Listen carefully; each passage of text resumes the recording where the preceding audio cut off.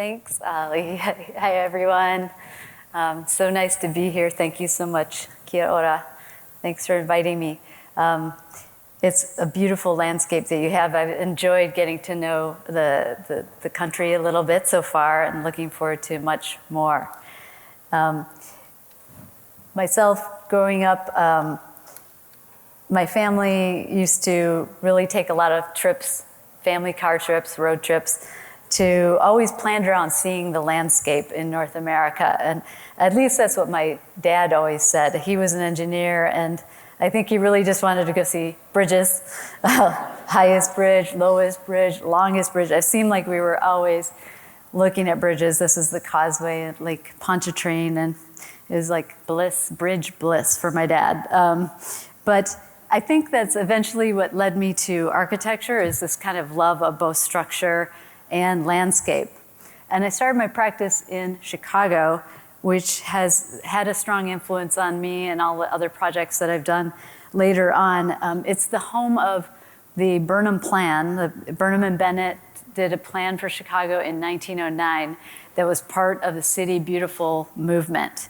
And it really was about repairing this urban environment that had been subject to very quick industrial development.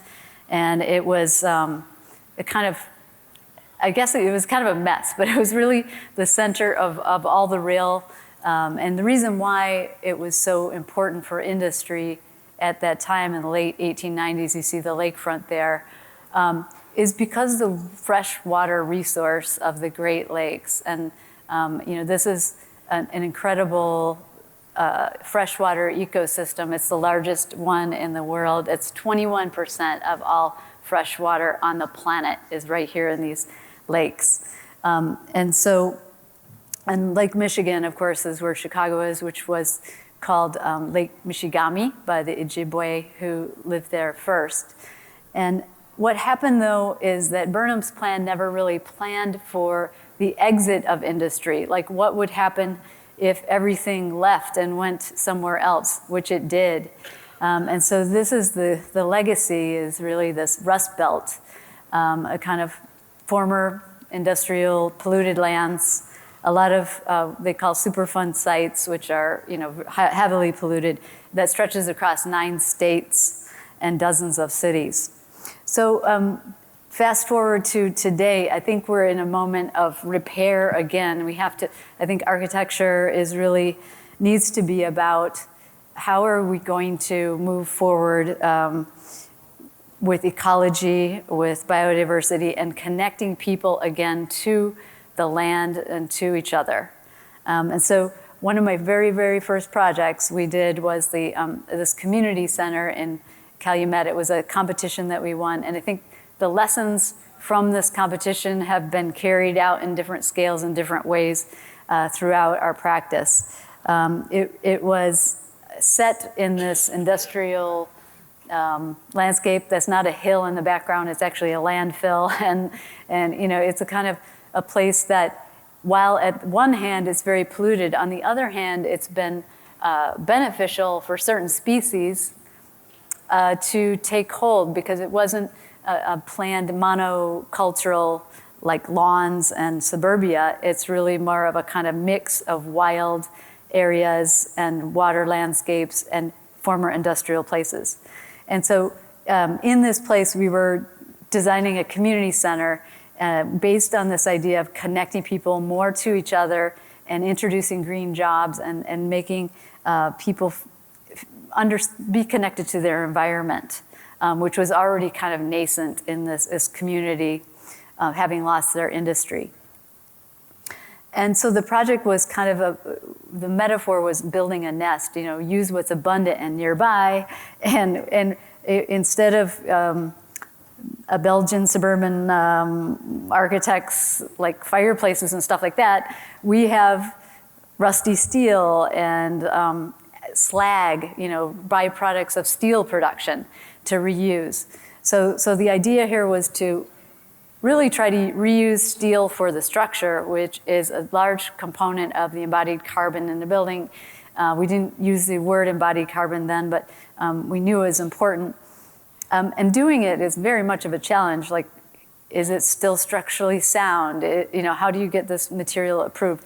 So this work in this area that Oliver was mentioning is really exciting to see that there are more and more ways to obtain that kind of reused materials. Equal, though, in my mind, is replenishing biodiversity because there has been such a great drop-off and loss. And one of the things about cities in North America, especially cities on waterways, they're on these flyways for migratory birds that move all the way from way down to South America, all the way up into Canada, very far north, and it's this incredible event.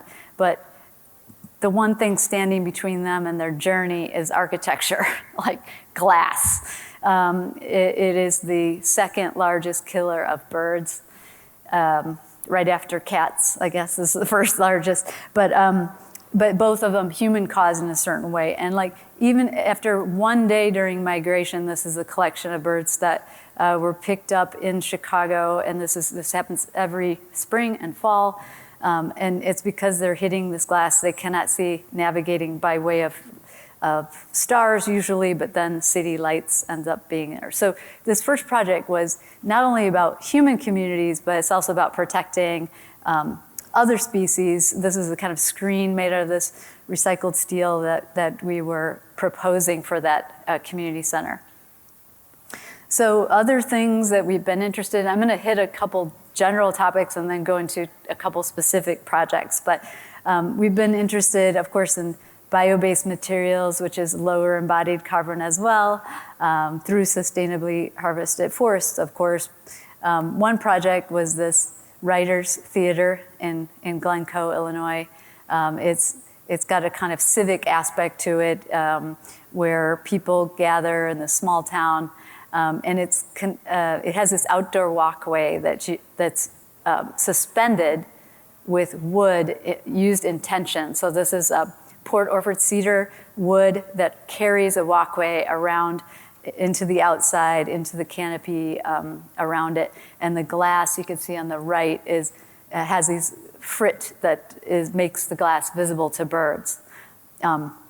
Which we've also used, and we've developed a number of things to reduce these hazards for birds in environments. But this is a really great gathering place for people, and it's all done with timber construction. Like I said, the walkway hanging in tension. You can even see the detail here at the base where this little detail called a cat's paw, we called it, holds up the walkway going around. Another thing we tried, and this was is this cordwood masonry construction. During the design of this Center for Social Justice Leadership, we came across these barns that were built with logs, but not like a log cabin. It was built using masonry, using logs, wood in masonry type wall. And so we started to research this, and we found a couple of really interesting hippies that were teaching people how to build their own saunas with this method. And so this project really became about like, how can we, for a social justice center, tap into this community spirit of building and use a resource nearby to make a structurally sound wall using this timber and lime mortar. But of course, there's a refinement to it. And what was really exciting is the masons just picked it right up and they understood how to use this right away. And they did it faster than us and faster than our hippie friends. And they just like blew through the walls like they'd done it all their lives. So that's really a place for gathering to talk about important issues about social justice. And it's also built with this very carbon sequestering walls, slightly curving around in the landscape.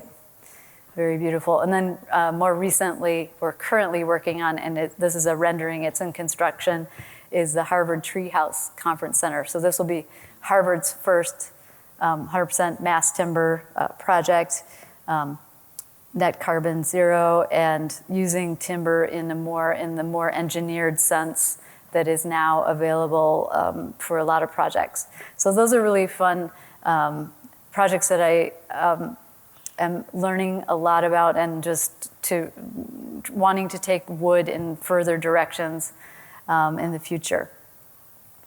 When we talk about repair, though, there's also the aspect of the urban environment that needs attention in cities like Chicago. And I'm kind of focusing on Chicago, but we found that there's conditions in many different places.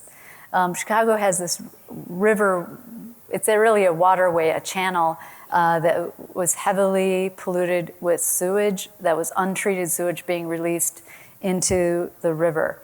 And in, I think it was around 2010, we did a study about this, sponsored by the Natural Resource Defense Council. And the purpose of it was to bring forward and let people know about what was going on with the river. Of course, water quality bad, the fact that houses were getting flooded, and this continues with climate change. The threat of invasive species coming up the Mississippi and making their way into the Great Lakes, which needs to be prevented, but also the potential of all this post-industrial land along the river and what it could become.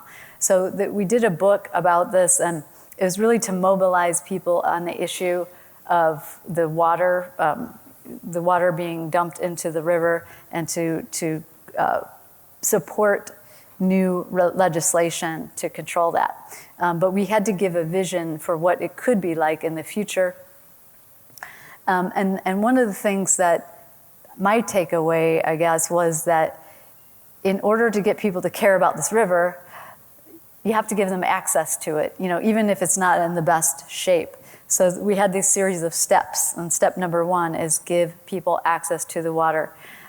Luckily, a mayor of Chicago saw this and who really loved rowing and wanted to give kids opportunities to row on the river. So we designed a boathouse, 2 boathouses actually, based on the designs, kind of this idea of freezing the motion of rowing.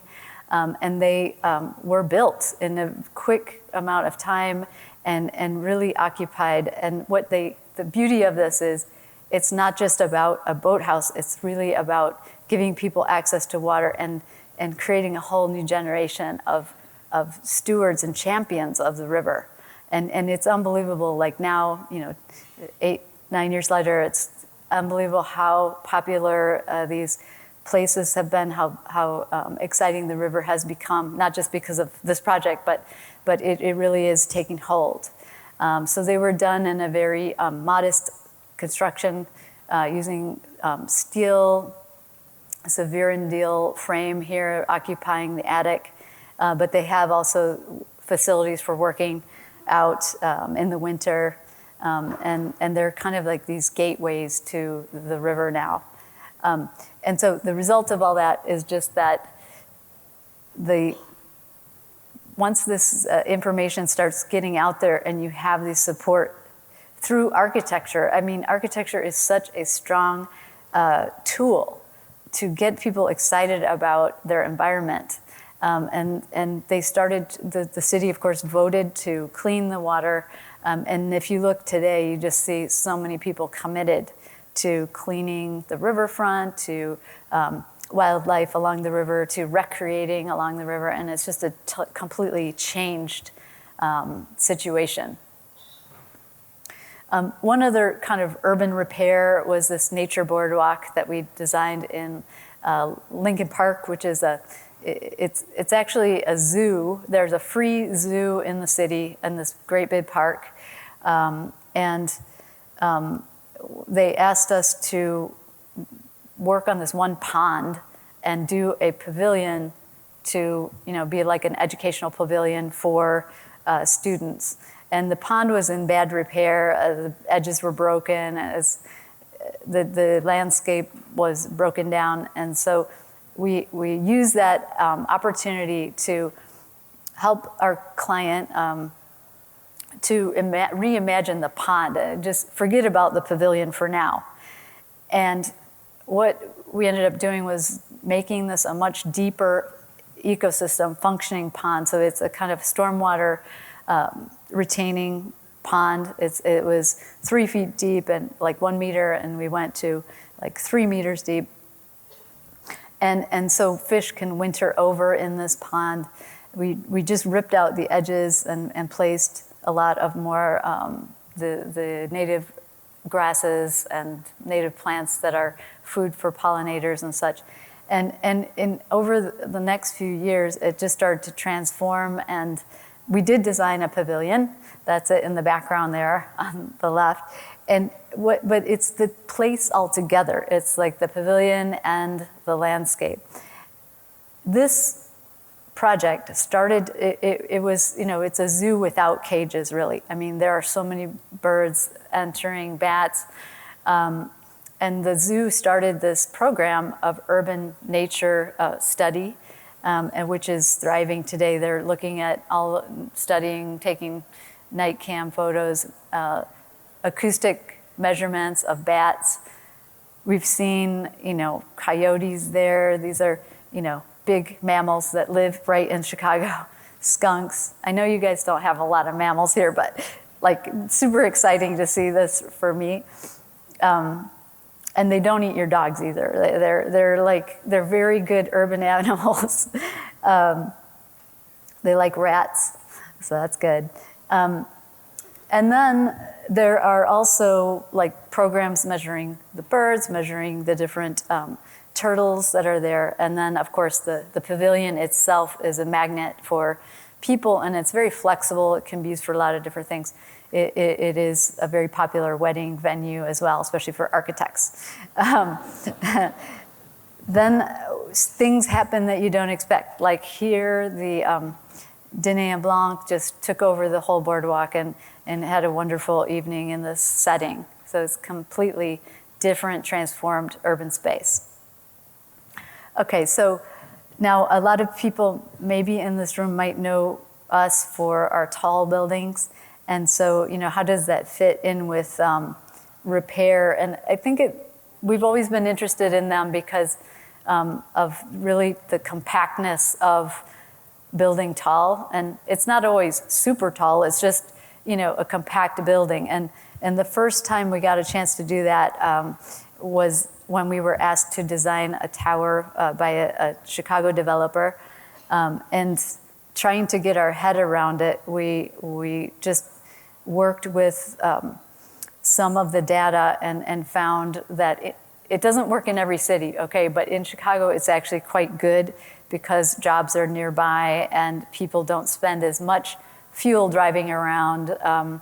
Just to get out of a suburb like this on the right, you're spending a lot of fuel and commuting back and forth to jobs. So they calculated the carbon that would be equivalent in the two spaces, and living in this compact environment is quite good.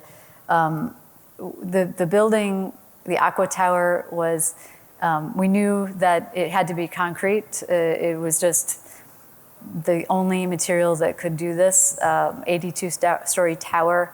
And it really is it's a mixed-use project. It's apartments, it's a hotel, it's condominiums. And each and every floor is slightly different as you move up the tower. And the reason for this, is really based on thinking, like within our studio, how would you want to live if you were living in a tower? And a lot of times people feel isolated, in towers. And we thought about how this form could make it possible for people to be outside and be part of the city and part of the building at the same time. These differences are really kind of like a topography on the building turned upright and then, let's say, sliced 82 times. And what they allow you to do is see around corners or see things that you wouldn't normally see, but also connect to others on the tower in a kind of oblique way that is not uncomfortable, but allows you to see each other, and people can gather on these spaces. I think the first time you go out, it's a little scary, but after, you're there for 5 minutes, it's pretty nice. And the idea that, people could actually get together on the outside of the building. We also think about the base of tower. So after Aqua, which was 82 stories, we were asked to design another building really right next to it. So if you look to the left, you can see the Aqua Tower and the new tower, St. Regis Tower, again designed with people, empty nesters in mind, people that would be coming back into the city. And this time, though, the site was much more prominent, and you can be seen from the river, the Chicago River there, but also from this kind of long axis to the south.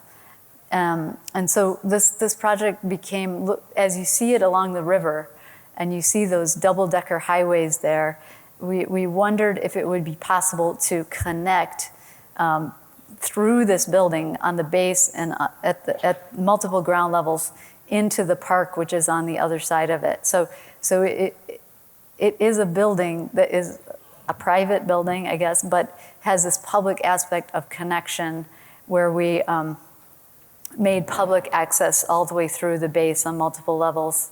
And that's really quite rare in a building, but I think the porosity is key for making a building connect to its environment. So anyone can walk through there. And this aspect of the river is really, it is really helping. All these small moves adding up can make change, which is really exciting.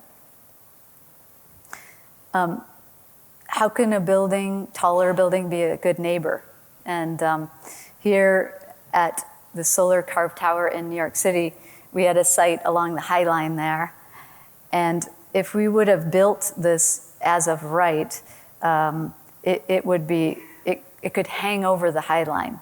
And that's a condition that, because the High Line is kind of in the center of the block and not on the street side, people had permission to just lean over it. And a lot of architects were doing that, so you could get a view down the High Line. What we did instead was to say that the left side here you can see is as of right, and the shadow that's circled is what would have happened to the High Line plantings if we would have done it that way. So we cut the building based on these solar angles and view sight lines, and we asked the city if we could build it a little higher if we pulled it off of this. And it ended up having this effect of, they understood this logic, and they eventually put regulations in place that are not unlike this project's reaction to the site. So in a way, this project helped to move the needle on how you would design along the High Line for the future. So these carvings that are based on sun angles and views are articulated with a different kind of curtain wall, a kind of faceted curtain wall that gives a special space on the inside as well. And the high ceilings also allow there to be a displacement ventilation that keeps the floors cooler. Now, this is a weird project for us because we didn't know who was going to be in this building. So it's very different than some of the other projects where we really get to know the users. But I think we found a way to make it particularly about that place. And finally, in San Francisco, we were awarded a project to design a tower in the city that's got amazing hills and views and all these bay windows. And what we were aiming for here is just to celebrate the bay window, so from inside out, and how you can have different angles of light when you have these bay windows. So it's really driven by that inside out feeling. Again, this kind of naturalist movement that you get in growth, natural growth. And this project, because it has lots of ledges and soffits, I guess you could say, we were able to do a prefabricated cladding, and it's insulated and waterproof cladding, which made the construction faster. and more. And so there's a kind of logic to it. There's a certain amount of types, and they're repeated, and then they were able to build it up faster. So inside you get many different light angles and views. I want to say, though, this project is like 40% affordable housing as well. So because San Francisco is very progressive, and all the affordable units are just integrated in with the unaffordable units. It's a kind of a nice approach to getting a nice mix of housing together in a city. And that's that. Okay, so now I'm just coming to the last part of this talk, which is, we looked at biosourced materials, we looked at reusing materials. I like to think about Rome as the classics, reusing materials, the spolia. But when I started to teach students how to reuse brutalist buildings, that's what I've been working on the last 5 years at the GSD, and realized that the language is kind of emptied out. There's not a lot of exciting words to talk about reuse, and to talk about recycling, reuse, and the terms are all mixed up. So what we started to do is focus on this idea of grafting. So it's really about reusing whole buildings. So that's the studio work at the GSD, but also some of our most recent work. And if you look at the carbon emissions by building type and materials, you can see that renovations are a lot less embodied carbon, much less than other types of reuse, recycling, and those kinds of things. So this book that I've just finished, it should be available in April, called The Art of Architectural Grafting, is really about trying to refresh this idea and to think about horticultural grafting, which is really an age-old practice of not only reusing things, but making them flourish. How can we apply some of those ideas to architecture? Not all forms of reuse and renovation are equal. Okay, so this graph, I'm sorry it's so small, but they represent different levels of carbon. So, the best way to save carbon is delaying the demolition, which is the not build at all option. Next best, though, is increasing the intensity of use. So that means, can we use the buildings 24/7? Can there be more added to them? Can they be more vibrant instead of building brand new? And then, you can see things at the bottom. Some people think that we should be designing for disassembly, but that falls pretty low in terms of like how much carbon is saved. And this is all because it's urgent to save carbon emissions by 2030. So we have to really address this now. It's very fast.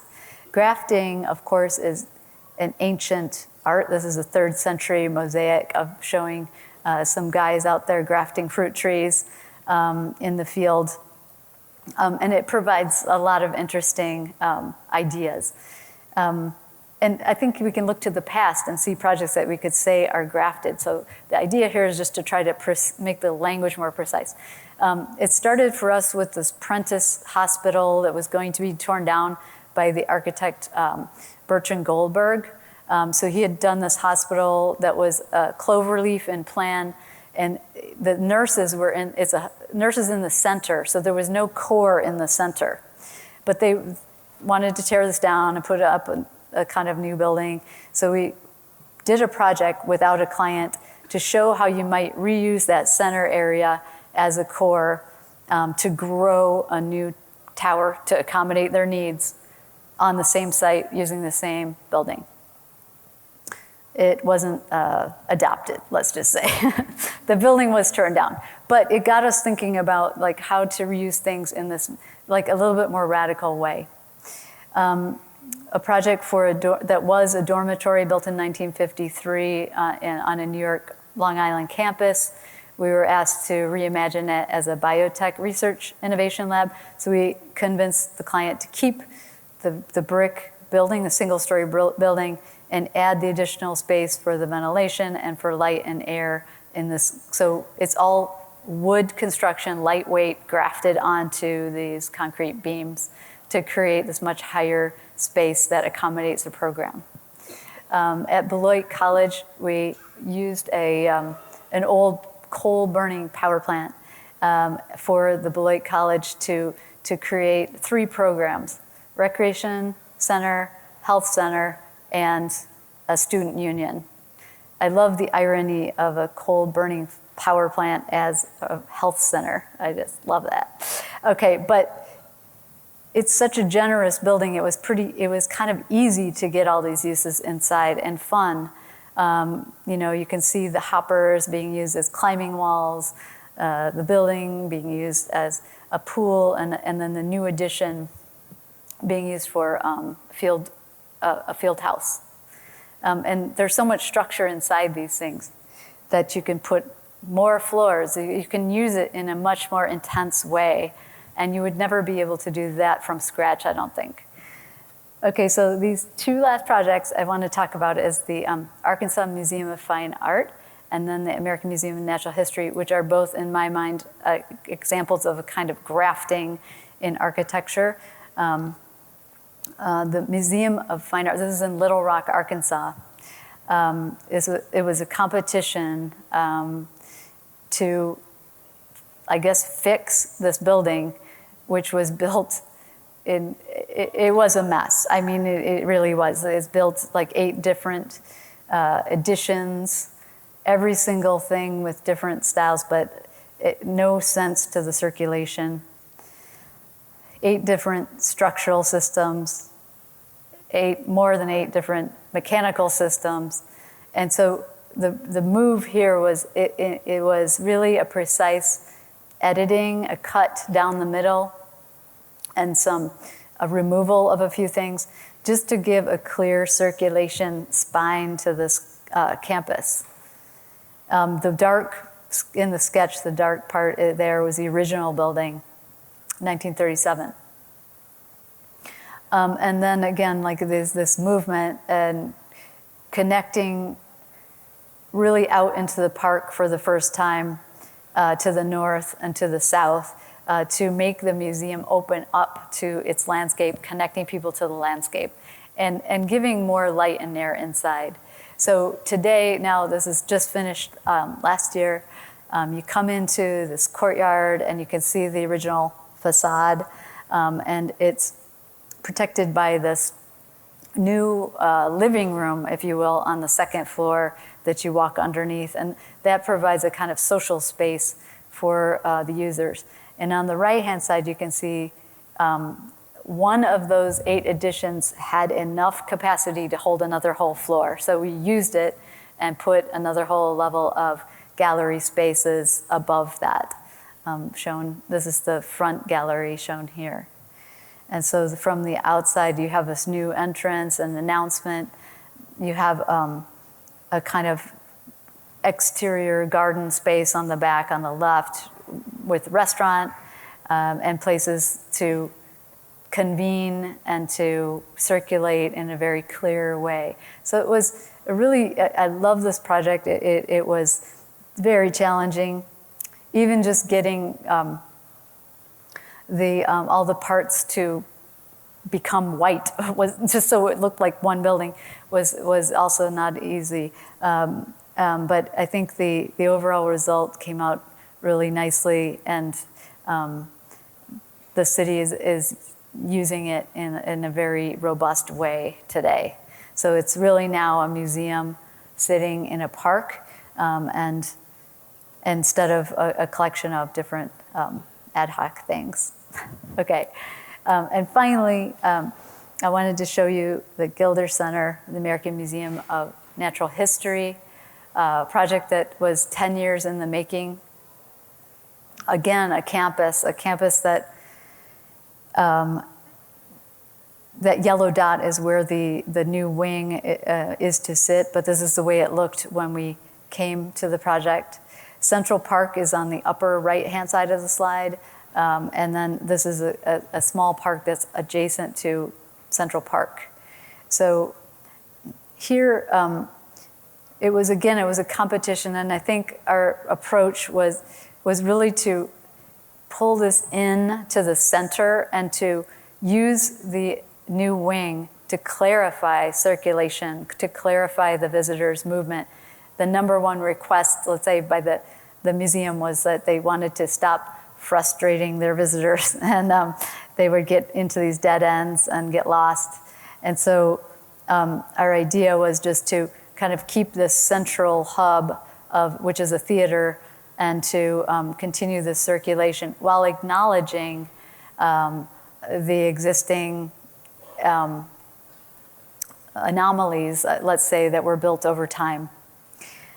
In the past, of course, natural history was about putting research and collections out so the public could see it, but in a way that was arranged by type.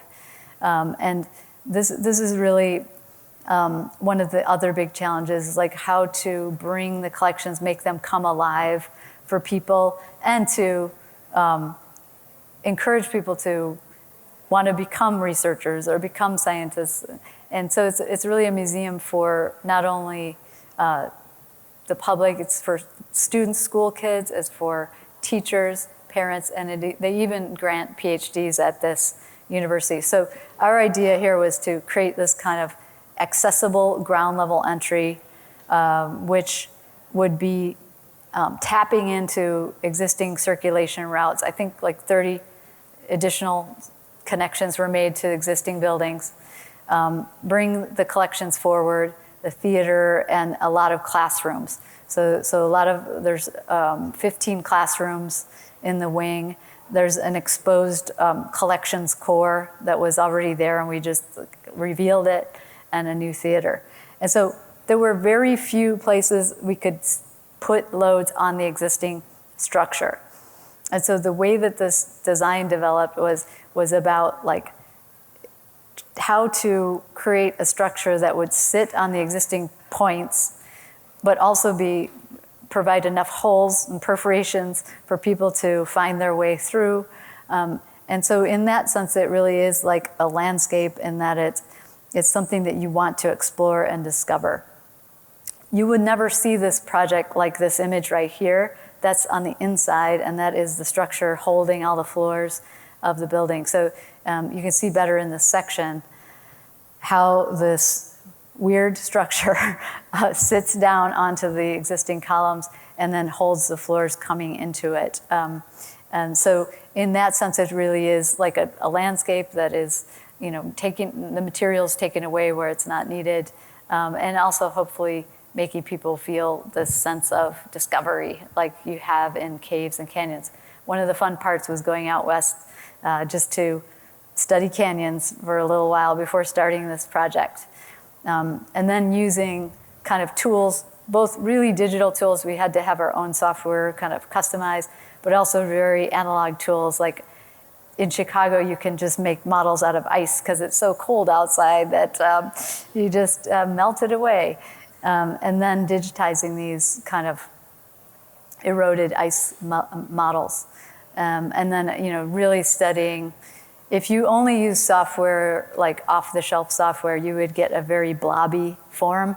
But we really wanted it to have these qualities, like those creases, and the form of it was very important. And also all these loads have to come down to the ground. So there's a lot of interesting things about the construction here as well that I won't get to go into right now, but it's made of shotcrete. So that structure is created out of rebar, and then scaffolding is built inside. They start at the top and shoot the concrete into the rebar, and then teams of workers, mostly guys, but let's just say workers in case they were mixed.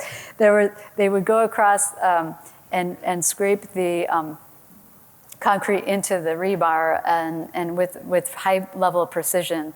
It's the same construction that is used on subway tunnels under Manhattan. So it was really fun to see a building kind of get revealed from the top down. That was weird for me. And to see how people are inhabiting it now. It has a lot of really engaging spaces, and it's one of the only places in New York where you can just hang out and look down the axis of one of the streets in New York, in Manhattan's grid. And there's lots of places to sit for people too, because again, the point is like, how can you get people talking about what they've seen? This is the collections core, one floor of it. It continues up. And then the library, which is an exhibition space in itself because they have such amazing rare books. But this is one of those columns that had to go all the way through the building. So it's stretching out its beams there almost in the kind of mushroomy way. And then with these amazing views that you get to the park and across the central atrium. There are living exhibits in here. These are leafcutter ants, if you get a chance to go. It's a colony that you can see them on the left carrying their leaves into creating their nests and fermenting the leaves.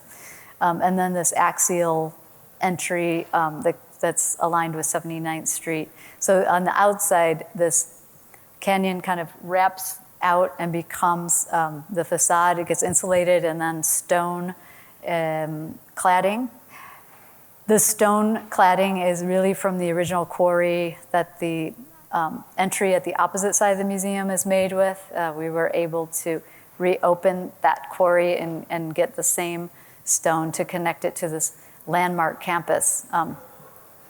A project had to pass through many approvals and hurdles, but we tried to very carefully connect it to its neighbors. I don't really see it as, I see it in dialogue with these historic neighbors and in various ways, and that's part of what the grafting technique has to do with, how do you create these dialogues between, not only between the buildings, but in a way it's between the authors of, an asynchronous collaboration with someone who built something a long time ago. Here's the new park, and here again is the axis along 79th Street. So I don't think there's another place like this in the city, and it's very special because like Neil deGrasse Tyson, who is the astrophysicist who leads their department there, has coined the term Manhattan henge, which is like the 2 times when the sun goes down along the axis of Manhattan. And so we hope that in the future that people will be able to observe that phenomena. It's a way, it's like connecting the museum to something outside of itself, even the city and even the solar system. So it's about connections. And with that, I want to thank you very much. Thank you.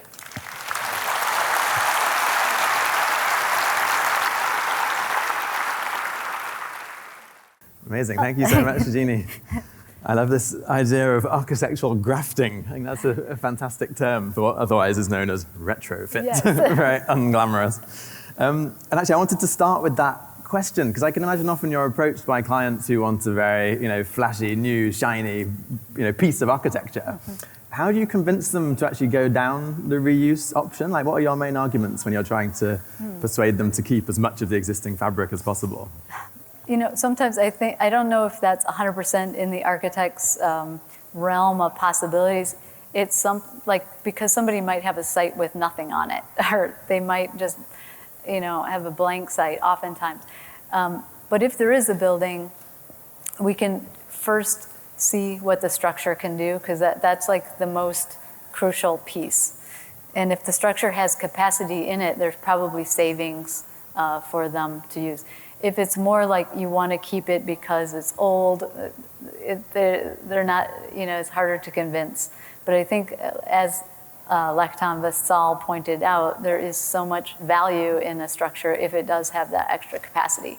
So it's important to get that structural analysis as well right away. Yeah. Okay, well, we have some really interesting questions from the audience. And actually the most popular one, you might be surprised to know, is what is your favorite bird? You mean here? And I think, gosh, that is a great question. I think my favorite one here is the New Zealand blue duck. which I actually got to see in the wild. Amazing. Yes. You just come back from a tour of doing some bird watching. Yes, I did. And but it's interesting. Like I like all birds and just even like pigeons. I mean, but I just like living things. But every single bird has its own like peculiarities. So I think that's why it's so fun as an architect. If you travel around, it's something you can do in every city, every place. Well, following on from that, I was interested you started your presentation showing this kind of horrific scene of dead birds from all of the high rises. How have you managed to mitigate that in some of your own glass buildings, like the St. Regis Tower and the one on the High Line? Yeah.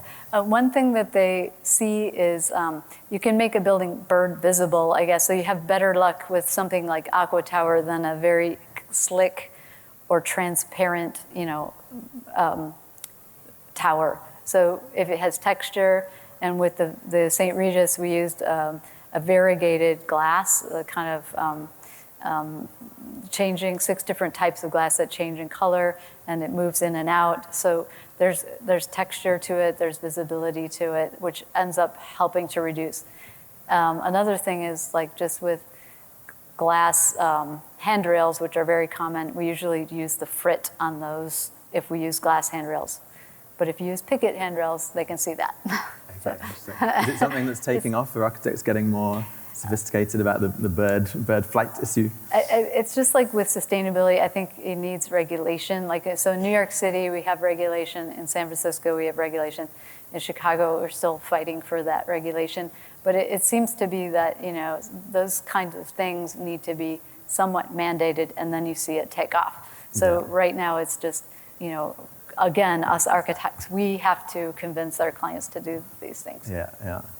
Okay, we have a question that says that there is a proverb that says the greatest time to plant a tree is 20 years ago. Oh, yes. The second best time is today. What initiatives would you invest time into now? Great question. I don't know who teed that up for me, but it just so happens that this Rust Belt, because we all need more, at least in North America, we can do wood buildings. Not in every place can you make wood buildings, but we need wood, and we only have wood in the northeast and the southeast and the northwest. So right now we're working on projects to phytoremediate polluted lands with urban forests that can then also be, slotted to help create wood products for architects and builders closer to the city where you need it. Okay. This is an interesting one about tall buildings. Was there any wind design parameters and constraints when you were designing the curvy facade of the Aqua Tower, especially in the windy city? Oh, yeah. That variety, again, a variety on the facade with the balconies moving in and out actually helps to confuse the wind. So it makes them more comfortable so you can use them a longer time during the year. But yes, you have to, wind is like, Chicago is very windy, but every city, once you build tall, the winds are higher speeds at higher heights. And so it requires wind testing. But again, variety, different heights, like in St. Regis, the blow-through floor, and then like at Aqua, it was these various balconies that helped reduce that. With the High Line project, does that kind of faceted side also help avoid that canyon wind tunnel effect? Yes, it does. After we tested it, it wasn't really the purpose of the facets, but it does help ameliorate that. We have someone asking, what's a central principle within your practice that applies to the duality of concrete skyscrapers on the one hand and repaired natural landscapes on the other? Yeah, well, I guess I would answer that like we have a population of 8 billion people and it's growing, so we have to find ways to build more, more housing, more density. And I think not building is not an answer. That just doesn't work for where we are right now with our population. So we have to figure out ways to do it better, keep people in a more dense area of the city, make it wonderful to live like that. And so I feel like if we can make strides, even with the types of concrete we use on that building type, that's very important because it's at such a big scale. At the same time, there's the scale of the city that's more about the landscape and more about the lower rise buildings and how we can make those more sustainable. So I don't separate them. I think of them all as part of this, push to make our environments more sustainable.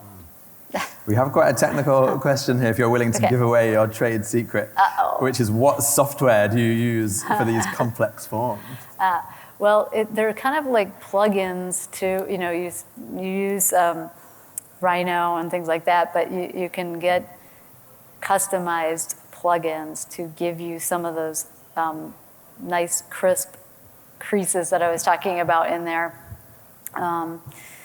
So everyone, but we probably use the same thing as everyone else is just like Rhino and all the others. You have quite a big But I don't actually draw, I don't actually draw it on the computer anymore. So. Do you now have quite a big in-house team specifically developing those software tools? I wouldn't say it's a big team, but we work with outside consultants to, like when we have an issue we can't solve, we work with consultants in software industry to help us get to where we need to go. Yeah.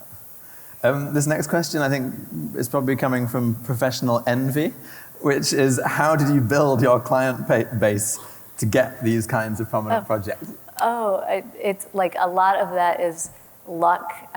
For the Aqua Tower, for example, I was sitting next to the developer at one of those kind of boring alumni dinners. And he was saying he was developing a big project and it asked me if I'd like to come over and see what they were doing. And a couple of weeks later, he called me and said, "Would you like to come over?" And I thought, maybe they want us to do some interior or something. So I go over there with my big portfolio, and he said basically, I already know what your work is. Let's get started. Sometimes it's that lucky, that random, and other times it's such a hard competitive landscape. So,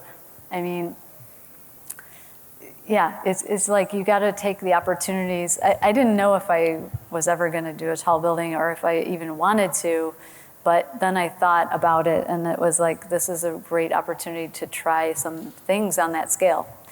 So even like a boring project, seemingly boring, too, could be a great project, I think. And so it's when we sit around and we think nowadays, luckily we can say no to projects, but we try to evaluate where can this project move the needle? How committed is the owner to doing something? Or are they like an owner that wants to do something but doesn't know how, and you can really help them get over the hump? So a lot of those things come into the decisions. Yeah. Okay, with all the challenges climate change poses, what are the approaches Studio Gang has to creating climate-resilient buildings and socially resilient communities? Mm-hmm.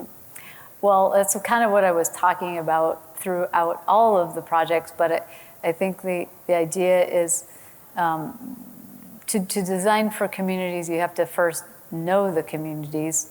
So it really takes some effort to engage with communities, and I really enjoy that part.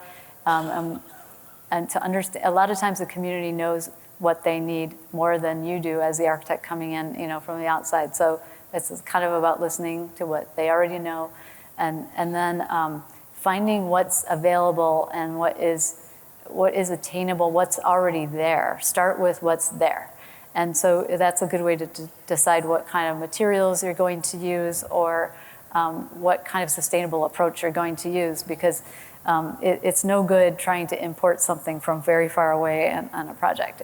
Really use the local knowledge. Yeah. Something that follows on from that is an interesting question, which has just disappeared.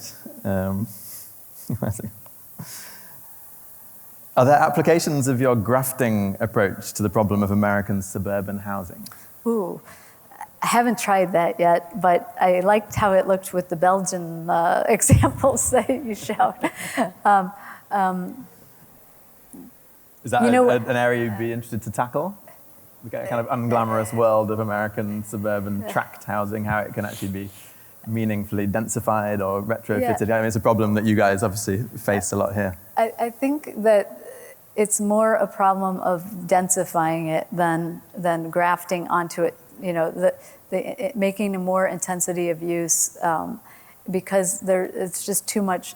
It's in a way it's too much space. So how could some of those building types and suburban housing types become more extended families or non-related families? How could it just do more than what it's doing right now is probably the way to go. I mean, they're already big, so it's not like they need more space.